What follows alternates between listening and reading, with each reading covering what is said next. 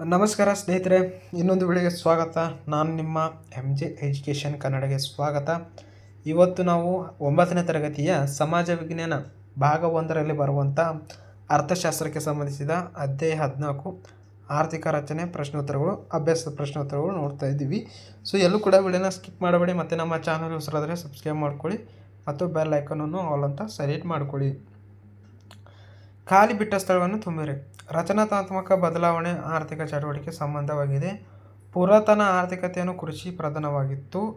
ಸರಳ ಆರ್ಥಿಕತೆಯನ್ನು ಗೃಹ ಘಟಕ ಮತ್ತು ಉದ್ಯಮ ಘಟಕ ವಲಯ ಇರುತ್ತದೆ. ಸ್ಥಿರಾತ್ಮಕ ಅರ್ಥಶಾಸ್ತ್ರ ಗ್ರೀಕ್ ಮತ್ತು ಸ್ಟಾಟಕಿಕ್ ಎಂಬ ಪದದಿಂದ ಬಂದಿದೆ. ಕೈಗಾರಿಕಾ ಕ್ರಾಂತಿ ಮೊದಲಿಗೆ ಬ್ರಿಟನ್ ದೇಶದಲ್ಲಿ ನಡೆಯಿತು. ಕೆಳಗಿನ ಪ್ರಶ್ನೆಗಳು ಸಹಪಾಠಿಗಳೊಂದಿಗೆ ಚರ್ಚಿಸಿ ಉತ್ತರಿಸಿ. ರಚನಾತ್ಮಕ ಬದಲಾವಣೆ ಎಂದರೇನು? ಆರ್ಥಿಕ ಚಟುವಟಿಕೆಗಳಾದ ಕೃಷಿ, ಕೈಗಾರಿಕೆ ಮತ್ತು ಸೇವಾ ವಲಯಗಳಲ್ಲಿ ಉತ್ಪಾದನೆ ಮೇಲೆ, ಉದ್ಯೋಗ ಸ್ವರೂಪ, ಆದಾಯ ಮಟ್ಟ, ತಂತ್ರಜ್ಞಾನ ಬಳಕೆ ಮತ್ತು ಜೀವನದ ವಿಧಾನಗಳಲ್ಲಿ ಆಗುತ್ತಿರುವ ಬದಲಾವಣೆಯನ್ನು ರಚನಾತ್ಮಕ ಬದಲಾವಣೆ ಎನ್ನುವರು. ಪುರಾತನ ಅರ್ಥವ್ಯವಸ್ಥೆಯನ್ನು ಲಕ್ಷಣ ತಿಳಿಸಿ. ಪುರಾತನ ಅರ್ಥವ್ಯವಸ್ಥೆ ಲಕ್ಷಣಗಳು. ಪುರಾತನ ಅರ್ಥವ್ಯವಸ್ಥೆಯಲ್ಲಿ ಕೃಷಿ ಪ್ರಧಾನವಾಗಿದ್ದು, ಇಲ್ಲಿ ಕೃಷಿಯ ಜೀವನಾಧಾರ ಬೇಸಾಯ ಆಗಿತ್ತು. ತಮಗೆ ಅಗತ್ಯದ ತಕ್ಕ ಆಹಾರವೇ ಬೆಳೆಯುತ್ತಿರುತ್ತದೆ. ಜನರ ಬಯಕೆ ಕಡಿಮೆ ಇದ್ದು ಅವರ ಬದುಕು ಸರಳವಾಗುತ್ತದೆ. ಹಾಗಾಗಿ ಶ್ರಮ ವಿಭಜನೆ ಅಷ್ಟಾಗಿ ಬಳಕೆಯಲ್ಲಿದೆ. ವಸ್ತು ವಿನಿಮಯ ಪದ್ಧತಿ ಬಳಕೆಯಲ್ಲಿತ್ತು. ಕೃಷಿ ವಾಣಿಜ್ಯೀಕರಣಗಳಿಂದ ಪುರಾತನ ಅರ್ಥವ್ಯವಸ್ಥೆಯನ್ನು ಆಧುನಿಕ ಪರಿವರ್ತನೆಗೊಳ್ಳಲಾರಂಭಿಸಿತು.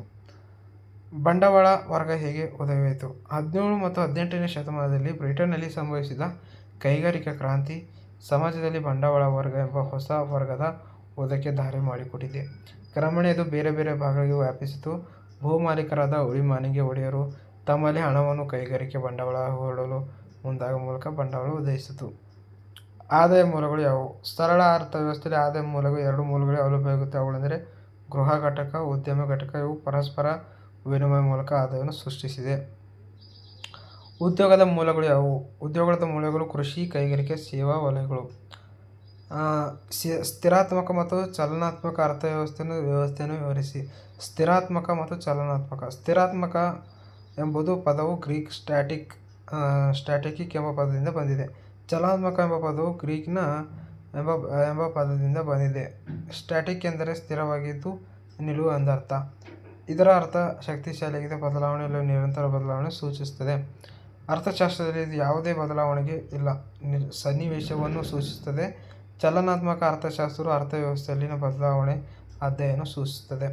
ಸ್ಥಿರಾತ್ಮಕ ಅರ್ಥವ್ಯವಸ್ಥೆಯು ಕಾಲಾತೀತ ಅರ್ಥವ್ಯವಸ್ಥೆ ಆಗಿದ್ದು ಅಲ್ಲಿ ಯಾವುದೇ ಬದಲಾವಣೆಯಿಲ್ಲ. ಆರ್ಥಿಕ ಬೆಳವಣಿಗೆ ವರ್ಷದಿಂದ ವರ್ಷಕ್ಕೆ ಬದಲಾಗಿರುತ್ತದೆ. ಅರ್ಥವ್ಯವಸ್ಥೆಯ ಮೂಲಾಂಶ ಜನಸಂಖ್ಯಾ ಪ್ರಮಾಣ, ಬಂಡವಾಳ, ಪೂರೈಕೆ, ಉತ್ಪಾದನೆ ವಿಧಾನ, ವ್ಯವಹಾರ, ಸಂಘಟನೆಗಳು, ಸ್ವರೂಪ, ಜನರ ಬಯಕೆ ಬದಲಾಗುತ್ತಾ ಸ್ಥಿರವಾಗುತ್ತೆ. ಆರ್ಥಿಕ ಬೆಳವಣಿಗೆ ಕುಂಠಿತವಾಗುತ್ತದೆ. ಚಲನಾತ್ಮಕ ಅರ್ಥವ್ಯವಸ್ಥೆಯು ಇಲ್ಲಿ ಕಾಲದಿಂದ ಕಾಲಕ್ಕೆ ಜನಸಂಖ್ಯಾ ಪ್ರಮಾಣ, ಬಂಡವಾಳ, ಪೂರೈಕೆ, ಉತ್ಪಾದನಾ ವಿಧಾನ, ವ್ಯವಹಾರಗಳು, ಸಂಘಟನೆ, ಸ್ವರೂಪ, ಜನರ ಗ್ರಹಿಕೆ ನಿರಂತರವಾಗಿ ಬದಲಾಗುತ್ತಿರುತ್ತವೆ. ಜನರ ಜೀವನ ಶೈಲಿ ಬದಲಾಗುತ್ತದೆ.